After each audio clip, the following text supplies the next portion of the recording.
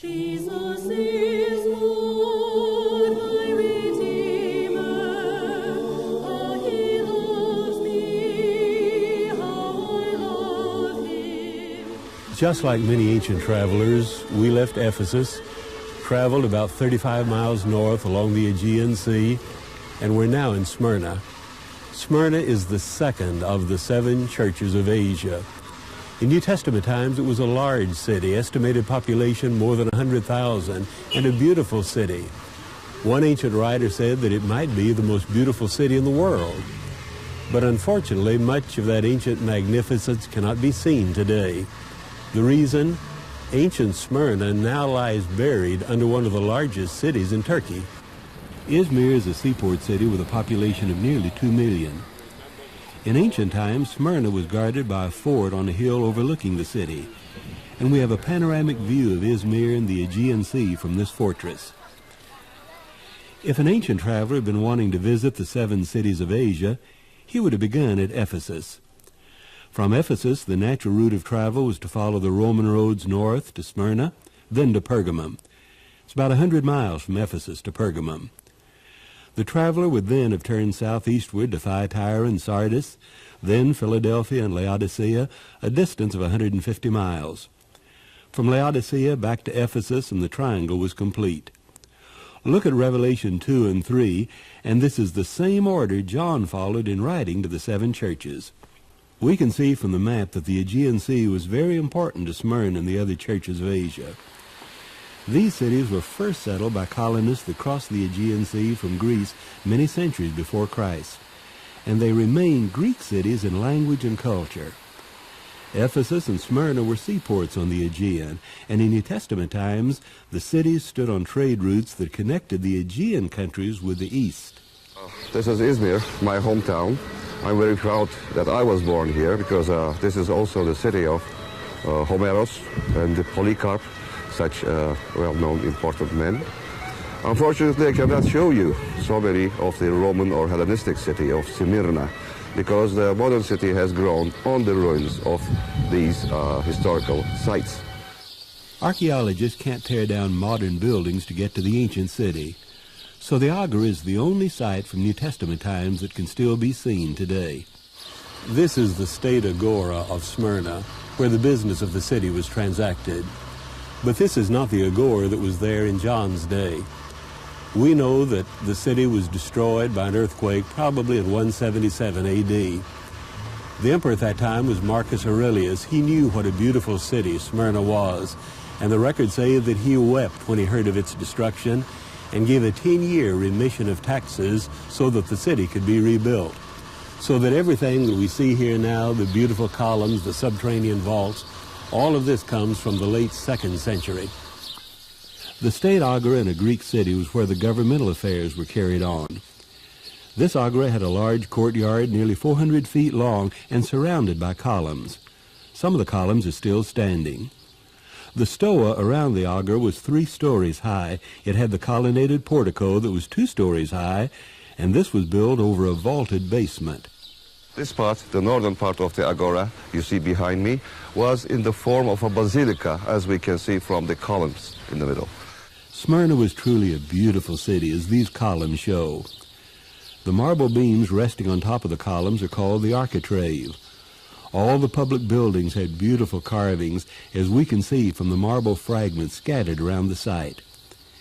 It's not surprising that the Emperor Marcus Aurelius calls Smyrna the glory of Asia. Altogether, it's one of the biggest agoras that we have now preserved in the country.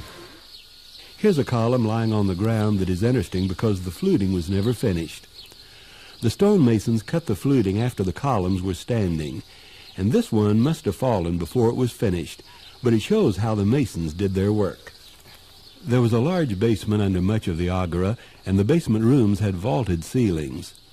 The Romans knew how to build arches, and these arches supported the weight of the tall columns of the agora above them.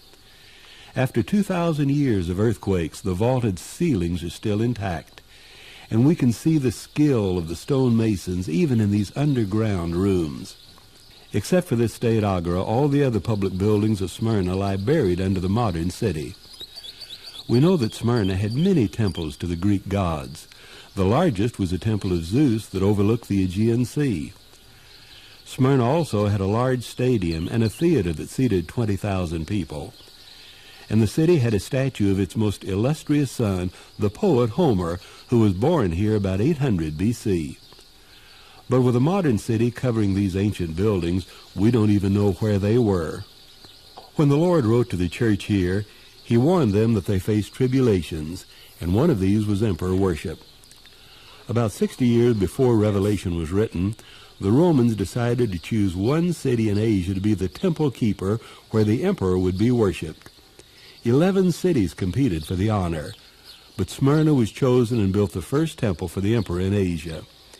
Ancient coins have pictures of this temple, and one that was built to Hadrian later.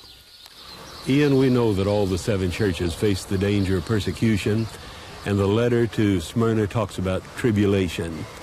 One of the most famous martyrdoms in early church history happened right here. Tell us about it. This was the martyrdom of Polycarp at about 155 A.D., where Polycarp was brought before the proconsul Quadratus and said, 86 years have I served him, and never once has he harmed me. How can I now blaspheme my king and savior? Because of his refusal to worship Caesar, Polycarp and others were martyred here in Smyrna. Polycarp was burned at the stake in the stadium. It was a public spectacle. But this trial before Quadratus may have been held here in the Agora. Polycarp had been a student of the Apostle John, and when he died in the flames, one of the last of John's disciples was gone. And a remarkable part of that is the role played by the Jews. The records say that they helped to bring the wood, to build the fire, even though it was the Sabbath day when it happened. The Lord's letter to Smyrna shows the hostility between the Christians and the Jews. Jesus said, I know the slander of those who say they are Jews but are a synagogue of Satan.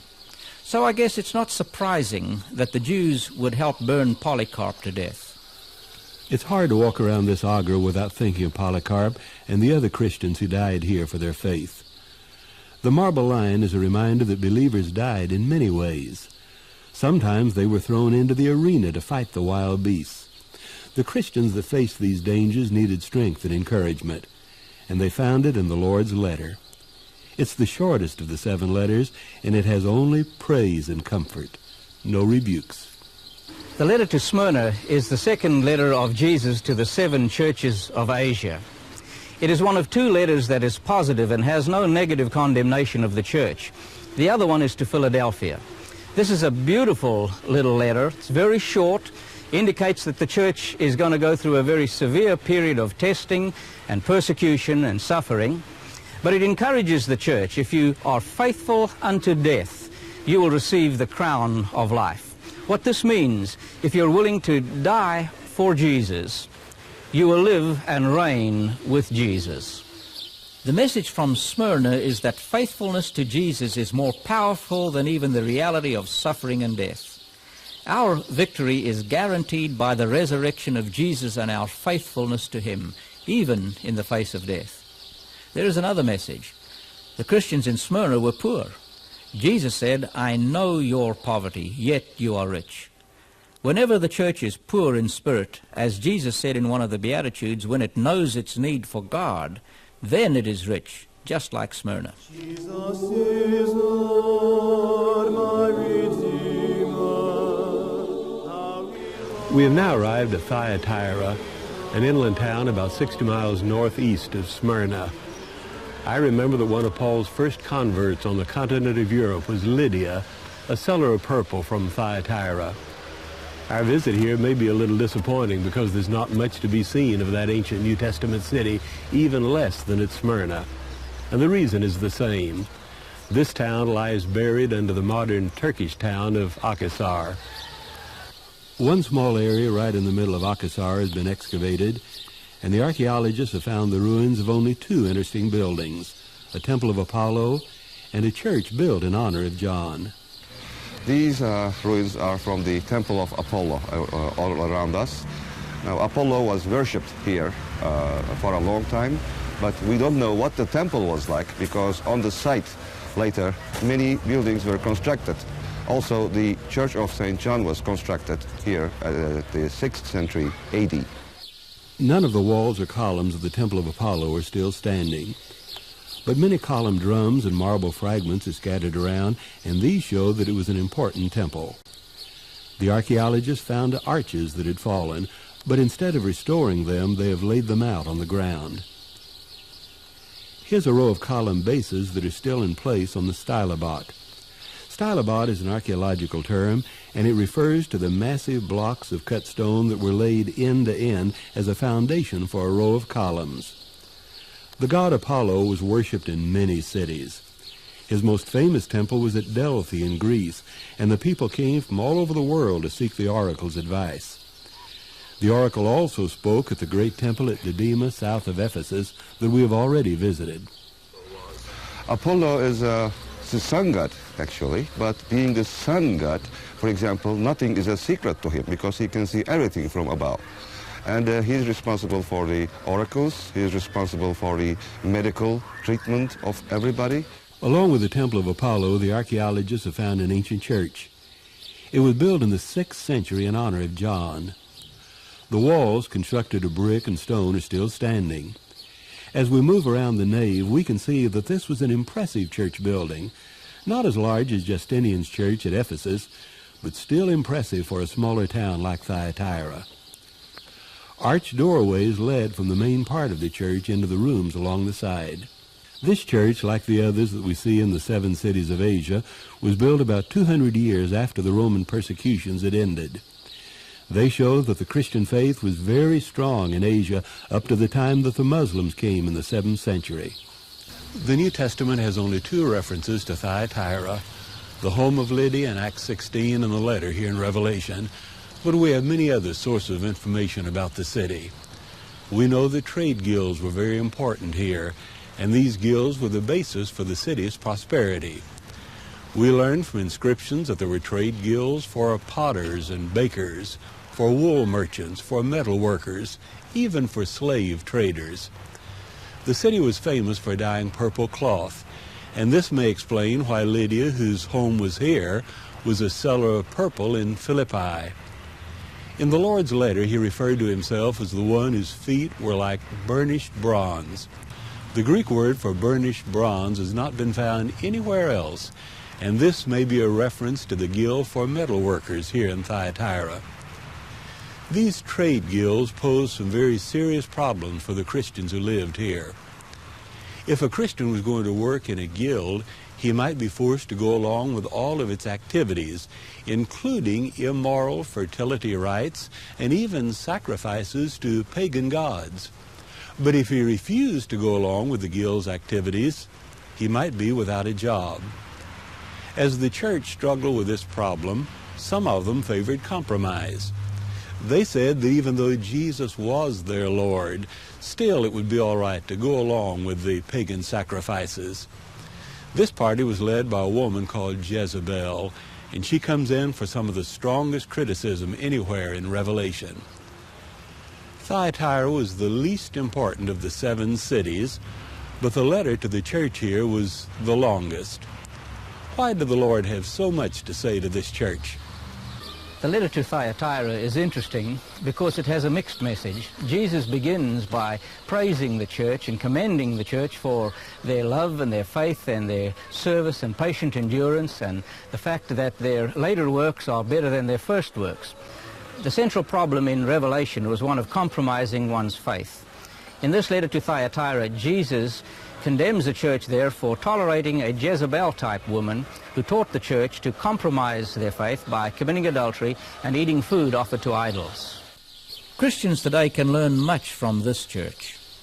The Church of Jesus cannot afford to compromise its faith with a secular mind and sensual immorality. Jesus tells us that his eyes are like a flaming fire. He can see through our insincerity and the spiritual veneer that we sometimes hide behind. When we are tempted to go along with our immoral culture, we must renew our faith in Jesus and his moral standards. For if we vacillate and compromise, then we deny him. Jesus is Lord, my Redeemer. Philadelphia was about 80 miles east of Smyrna. It was located in a wide valley where the volcanic soil was very fertile, and today the finest grapes in Turkey are grown in this region. Philadelphia was the youngest of the 7 cities of Asia.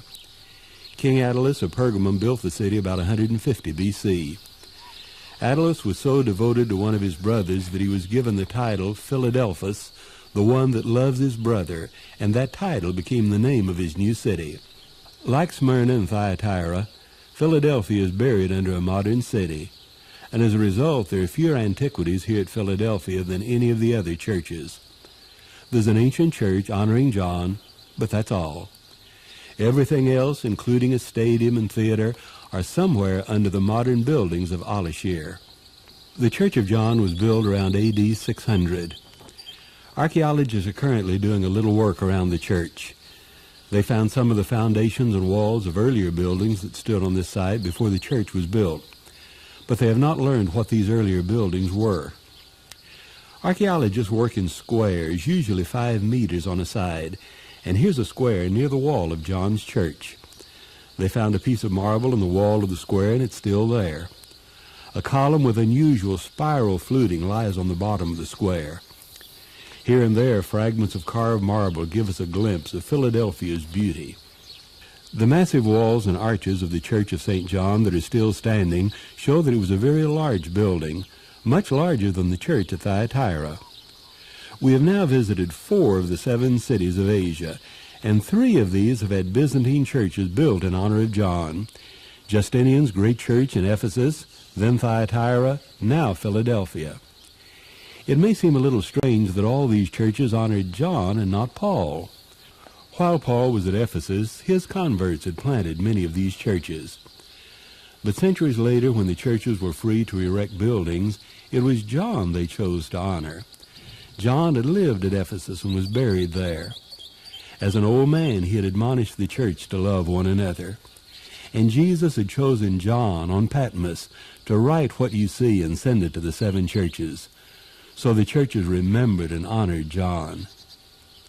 Judging from the Lord's letter to Philadelphia, this must have been the very best of the 7 churches, for Jesus had only praise for them, not a word of rebuke, not one. The church here had kept his word. They had not denied his name, and they had endured patiently. Because of their faithfulness, the Lord had set before them an open door of opportunity for evangelism and for witnessing.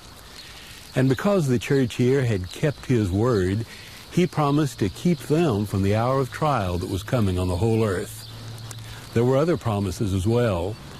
They would be a pillar in the temple of God, and they would wear Jesus' own new name. Compare these beautiful promises with the Lord's threat to the church in Ephesus. He warned them that unless they repented, he would remove their lampstand out of its place. It took several centuries for this to happen, but when the armies of Islam swept across Asia in the 7th century, Ephesus and the other cities fell, and the Christian faith withered and died. But not in Philadelphia. The city here was the last bastion of the Christian faith in Asia. Long after the other cities fell, Philadelphia remained a free Christian city in the midst of a Muslim world. The church was still enjoying the Lord's promises. But finally, Philadelphia fell in 1391. And today in Asia, where the church was once stronger than anywhere else in the world, the churches lie in ruins and the minarets are everywhere. Sadly, all the 7 lampstands are gone.